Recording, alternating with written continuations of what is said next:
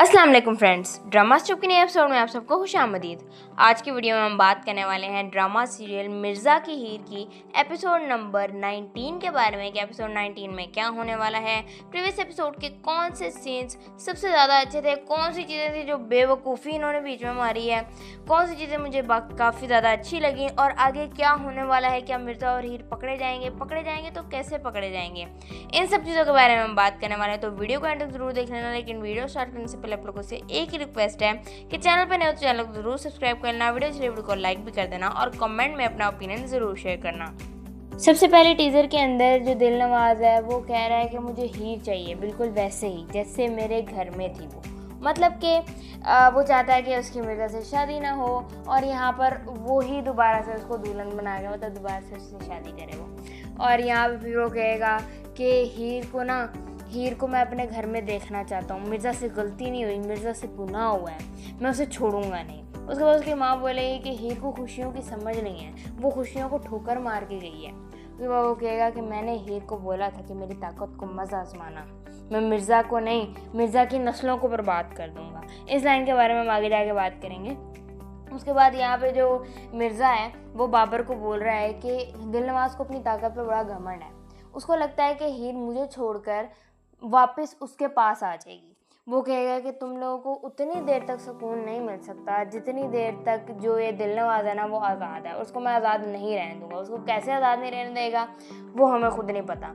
उसके बाद यहाँ पर जो उसकी बीवी है सुहेल की, शायद उसका साइमा नाम है, वो अपनी भाभी को फिर से बोल रही है कि आप अपनी बेटी कायनात के लिए मेरे भाई बब्बू को सोचें, वो आपकी बेटी को बड़ा खुश रखेगा, तो फलाना रखेगा, तो टमकाना रखेगा।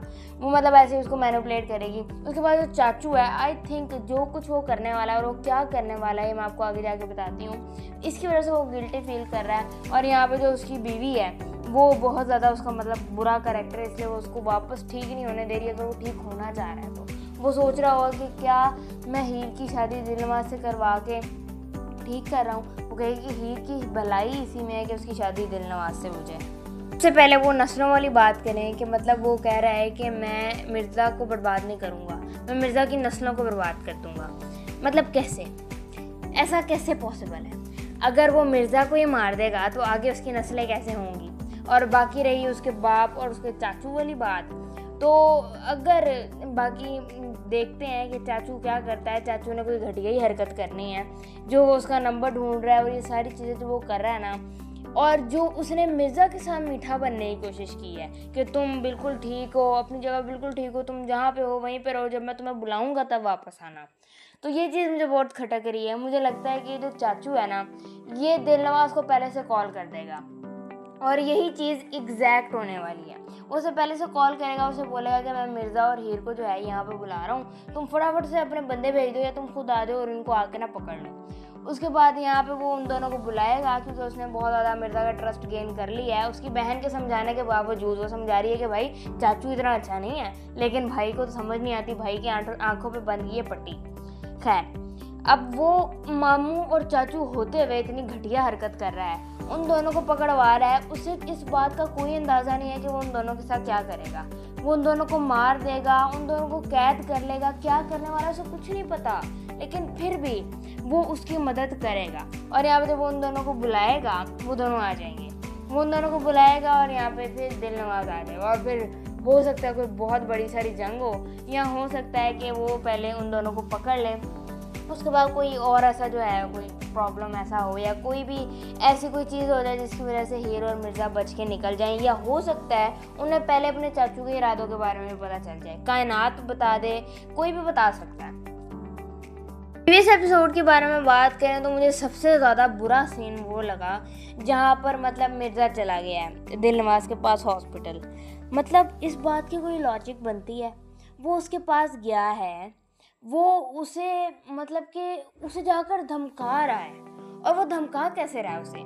इंजेक्शन पकड़ के, इंजेक्शन उसने हाथ में पकड़ा और उसे खोला हुआ है और उसे धमका रहा है कि तुम इस खेल को यहीं पर ख़त्म कर दो वरना मैं ये कर दूंगा, तो वरना मैं वो कर दूंगा। तो भाई उस टाइम जिस टाइम करना था उस टाइम तेरे से एक मुक्का तो मारा नहीं गया, उसे खुद बैठ के खा रहा था वहाँ पे मुक्के, उससे एक बार धक्का तेरे से उसे मारा नहीं गया। अब इतना ओवर कॉन्फिडेंस किस बात का है? मुझे ये नहीं समझ में आ रही, इतना ओवर कॉन्फिडेंट हो रहा है, मैं तुम्हें ये कर दूंगा, तुम्हारी ताकत से नहीं डरता, मैं तुम्हारी इससे नहीं डरता, तो पता नहीं क्या क्या वहाँ पे उसने इसे बोल दिया है। उसका ओवर कॉन्फिडेंस देख के मुझे मतलब अपने ऊपर गुस्सा आता है कि मतलब ये कर क्या रहा है यार।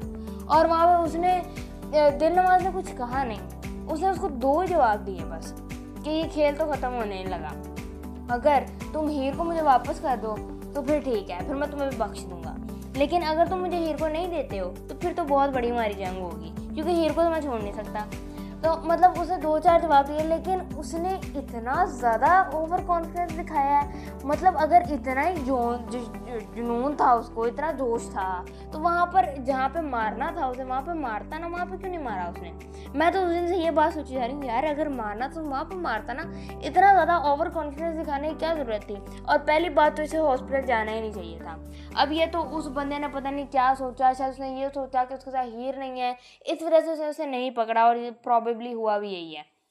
लेकिन अगर उसको तो नहीं पता था ना कि वो क्या करेगा, अगर फिर से वो उसे अगवा कर लेता या अपने बंदों से इसे पकड़वा लेता, फिर वो हीर को ब्लैकमेल करता, उसे कहता चलो हीर अब तुम जहाँ पे भी हो तुम वापस आओ। मिर्ज़ा के फ़ोन से ही फ़ोन कर देता, उसको अपना फ़ोन था ना, मिर्ज़ा के फ़ोन से फ़ोन करता, उसे कहता चलो हीर अब मैंने मिर्ज़ा को पकड़ लिया, आ जाओ वापस। वो आती कि नहीं आती। लेकिन यहाँ पे इन्होंने ये दिखाना नहीं था, मिर्ज़ा का मतलब जो ये बोंगी थी ना, इन्होंने इसको कवर कर दिया है। और यहाँ पे उसे ये भी पता है कि वो लोग मेरा पीछा कर रहे हैं, मुझे फॉलो कर रहे हैं, और मुझे ये नहीं समझ आ रही कि ये वापस कैसे जाएगा। जब वो उसे फॉलो कर रहे हैं तो इतना तो बेवकूफ़ नहीं दिखाना चाहिए। अब अगर इतना बेवकूफ़ उन्होंने दिखा दिया तो फिर कसम से क्या ही बोलूँ मैं।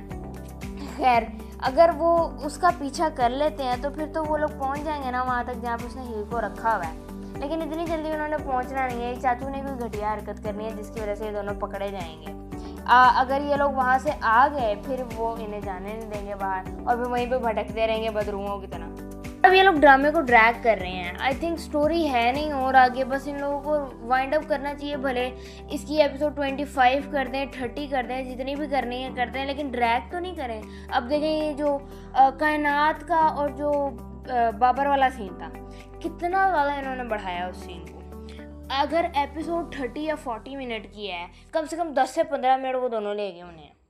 और अगर इस बारे में बात करें, इस सीन पर बाद में आते हैं, अगर उसकी शादी जो है बाबर से हो जाए तो ये चीज़ काफ़ी ज़्यादा अच्छी होगी। उसकी शादी एंड पे होनी बाबर के साथ ही है, क्योंकि जो एहसान है उसके नीयत ठीक नहीं है, तो उसकी जो असलियत है ना वो जल्दी सामने आ जाएगी इसके कायनात के। उसके बाद उसकी शादी होनी बाबर से ही है।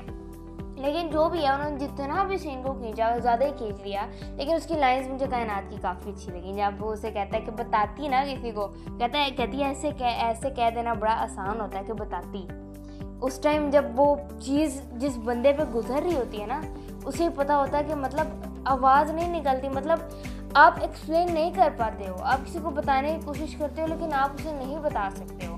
फिर जैसे वो उसने अपने घर का बोला, वो कहती है कि वो जब आपको सहारा मिलता है ना, जब आपके पास कोई सहारा नहीं होता तो फिर आपके अंदर इतनी हिम्मत नहीं होती कि आप किसी को बता सको।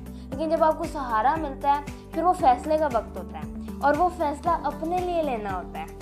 मतलब मुझे वो लाइन्स काफ़ी अच्छी लगी। तो वो जो घर की उसको बताती है कि मैं देखूं कि मेरी मम्मी और मेरी मम्मा और जो दादी हैं वो दोनों आपस में लड़ रही हैं, भाई को और हीर को देखूं, मतलब वो सारी चीज़ें उसने लाइन्स काफ़ी ज़्यादा अच्छी थी। लेकिन यार सीन काफ़ी ज़्यादा ड्रैग हो गया। ये दोनों काफ़ी अच्छे लगते हैं साथ में, कि केमिस्ट्री भी अच्छी है।